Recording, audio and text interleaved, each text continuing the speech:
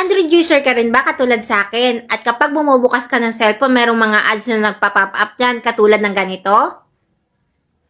At isa rin to sa dahilan kung bakit nalolobat yung mga cellphone natin. At kung paano i-delete, panoorin nyo lang po ang video ito. Punta ka lang sa settings mo, tapos hanapin mo yung Google. Pag nakita mo yung, i-click mo yung Google.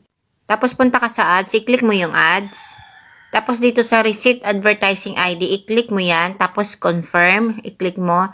Tapos dito naman sa Delete Advertising ID, i-click mo yan. Tapos Delete Advertising ID. Tapos baka na doon sa Google account mo. Click mo yung Manage your Google account. Tapos i-click mo yung Data and Privacy. Tapos scroll down mo lang pababa.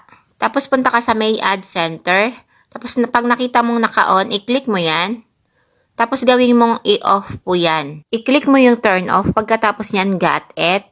At ito nga, after 5 minutes, binuksan ko po yung aking cellphone at makikita mo dito, wala na mga ads na lumalabas. At ayan guys, sana makatulong po sa inyo. File for more!